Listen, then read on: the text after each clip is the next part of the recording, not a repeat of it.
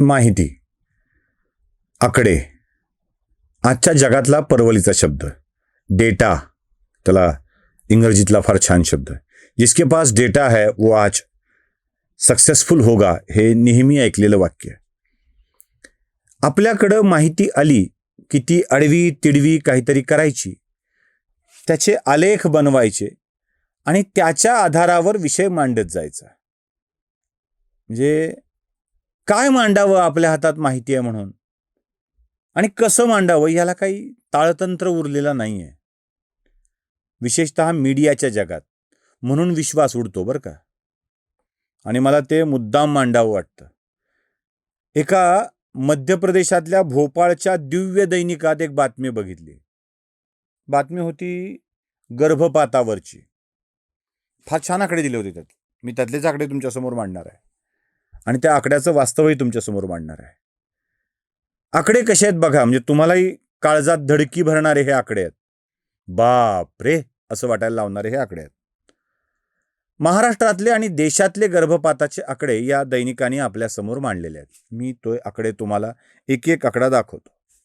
2020-21 या वर्षामध्ये भारत देशात 5,34,008 गर्भपात झाले. तर याच वर्षी महाराष्ट्रामध्ये 1,08,639 इतके गर्भपात झाले. 2021-22 या वर्षामध्ये भारत देशात 5,93,520 गर्भपात झाले. तर त्याच वर्षी महाराष्ट्रात 1,35,157 इतके गर्भपात झाले. 2022-23 या वर्षी 7,11,609 इतके गर्भपात झाले. तर महाराष्ट्रात 1,65,550 गर्भपात झाले. 23-24 या वर्षामध्ये देशभरात 8,01,769 इतके गर्भपात झाले. तर महाराष्ट्रात 1,74,302 इतके गर्भपात झाले. 24-25 या वर्षामध्ये 8,93,372 इतके गर्भपात झाले. तर 2,07,019 इतके महाराष्ट्रात गर्भपात झाले. आता ह्या आकडा बघितल्यानंतर बाप रे बाप, देशभरात 8,93,000 आपण 7,000 वाढवून टाकून 9,00,000 गर्भपात. बरं, जो आकडा 2021ला 5.5 लाखाच्या पर्यंतचा होता तो 9 लाखापर्यंत गेला. म्हणजे जवळपास 40% वाढ. दुप्पट होता होता राहिलं. म्हणजे 5,34,000 11 लाख होण्याच्या ऐवजी ते 9 लाखावर झाले. 2 लाखाचा फरक आहे, पण जवळपास दुपटीच्या आसपास गेलाय. काय भानगड आहे? या देशामध्ये गर्भ ठेवायचाच नाही असं बायाने ठरवलंय की काय? बरं, या गर्भपाताची कारणं काय सांगिततात या दैनिकातली? गंमत अशी आहे की यात कारणं दिलीत ते म्हणजे स्त्रियांचा गर्भ नको, स्त्री गर्भ नको वाटतो. एकच वाक्य पुन्हा पुन्हा दाखवायचं. म्हणजे बाईच ठरते बाईची दुश्मन. नको असलेला स्त्रीचा गर्भ खुडून टाकला जातो. खूप मुली झाल्यात, आता मुलगा हवा म्हणून गर्भपात केला जातो. बघा, एक मुलीचा गर्भपात केला जातो असं नाही सांगायचं वाक्य. मुलगीच हवी या हव्याचा, मुलगी नकोच, मुलगाच हवा या हव्याचा पोटी. बाईचा गर्भपात करत जाते. अरे काय, किती वेळेला तुम्ही तेच वाक्य फिरून फिरून सांगणार आहात? महाराष्ट्रात आणि देशात मुलींचे गर्भ पाळले जातात हे ठसविण्यासाठी हे असले आकडे देण्याचा प्रकार, जगाला आकडी येईल असा प्रकार तुम्ही सांगत जाता. मला जरा काही वस्तुस्थिती तुमच्या डोळ्यासमोर ठेवायची आहे. महाराष्ट्राची लोकसंख्या 12 कोटी. आता वर आहे, 12 कोटी म्हणतो आपण, पण आता वर आहे. यातली आपण 6 कोटी स्त्रियांची संख्या धरू, वाढलेल्या लोकसंख्येतली सुद्धा. 6 कोटी स्त्रियांमध्ये 2,07,019 गर्भपात झालेत. पर्सेंटेज काय येईल? 6 कोटी स्त्रियात 1% गर्भपात झाला तर किती व्हायला पाहिजे? 6 लाख. 1% गर्भपात होतो असं म्हटलं तर 6 लाख व्हायला पाहिजे. 6 कोटी स्त्रियांच्या मध्ये 2,07,00,000 गर्भपात होतात, म्हणजे 0.5% खाली. 0.5% इतके गर्भपात, स्त्रियांच्या संख्येच्या 0.5% इतके गर्भपात महाराष्ट्रात एका वर्षाला होतात असं गृहीत धरू. मागचा विचार केला तर अजून 0.5% येईल ते गणित सगळं. भारताचा विचार केला तर 0.5% एवढा येतो. जे अगदी अल्पस्वल्प प्रमाणात घडतंय त्याचे आकडे एकत्रित दाखवायचे आणि बोंब ठोकायची कशासाठी बाबा? मी जे हिंदीत एक व्हिडिओ केलाय बघा, अल्टरनेटिव्ह पॉलिटिक्स, हे जे तथाकथित काय ॲक्टिव्हिस्ट, सोशल ॲक्टिव्हिस्ट आहेत ना, यांचा धंदा चालावा यासाठीचे आकडे असतात. मग गर्भपाताविषयी जनजागृती करणे, मग बाई कशी बाईची दुश्मन होत चालली आहे, या देशातली संस्कृती कशी स्त्रीविरोधी आहे, हे असले बकवास नरेटिव्ह पसरवायला हे मोकळे होतात. मुळात 0.5% गर्भपाताचं प्रमाण, 0.5%, या प्रमाणाला इतकं इलॉबरेट करायचं काय कारण आहे? आणि आणखी एक लक्षात ठेवा, बाईचा गर्भ आहे म्हणूनच गर्भपात होतो असं नाही.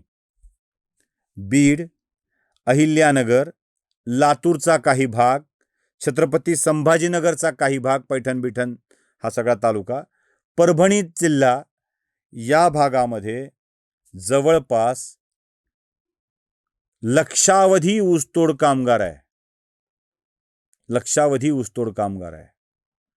या ऊसतोड कामगारात किमान 60-70 हजार लाखभर महिला या नवविवाहित असतात. या नवविवाहिता लग्न झाल्यानंतर गर्भधारणा करतात आणि तोपर्यंत त्यांच्या नवऱ्याने, कुटुंबाने कोयत्याची जोडी म्हणून उचल घेतलेली असते. पोटात लेकरू ठेवून कापणाऱ्या थंडीत ऊस तोडायला जाणं अवघड जातं. पोटचं पाडल्याशिवाय पोट भरता येत नाही. ही वस्तुस्थिती या तथाकथित ॲक्टिव्हिस्टना माहीत नसते की काय? त्या गर्भपात केल्याशिवाय ऊसतोडीला जाऊ शकत नाहीत. ही त्यांची मजबुरी तुम्ही ओळखायलाच तयार नाहीत. हजारो संख्येत तुम्हाला इथेच सापडेल. या 5-6 जिल्ह्यात, परभणी, लातूर, धाराशिव, बीड, अहिल्यानगर आणि छत्रपती संभाजीनगर, 6 जिल्ह्यात. अख्ख्या महाराष्ट्राला ऊसतोड मजूर पुरवणारा हा भाग आहे. तुम्हाला या सगळ्या विषयीची जाणीवच नसते. त्यांच्यासाठी गर्भधारणा ही पोट भरण्याचं साधन बंद करणारी गोष्ट आहे. कारखाने चालू असताना त्या गर्भवती राहत नाहीत. हे ज्याला कळलं त्याला या गर्भपाताचं कारण समजू शकतं. सगळेच गर्भपात मुलींचे होत नसतात. अनेक तपासण्यातून गर्भपाताचा करण्याचा कालावधी हा पहिल्या आठवड्यापासून ते माझ्या माहितीने 6व्या-7व्या आठवड्यापर्यंत असतो. नक्की. आणि या काळात मला एवढे नक्की माहीत आहे की या काळात स्त्रीलिंग की पुल्लिंग हे गर्भाचं लिंग निदान करता येत नाही. करता येत नाही या काळात. त्याला एक विशिष्ट वेळ जावी लागते. मग हे गर्भ का पाडले जातात?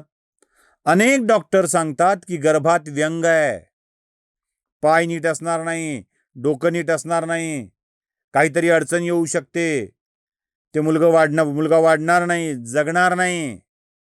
जेव्हा असं कळतं की व्यंगत्व, अपंगत्व आलंय, तेव्हा त्या गर्भाला काढून टाकण्याशिवाय पर्याय नसतो.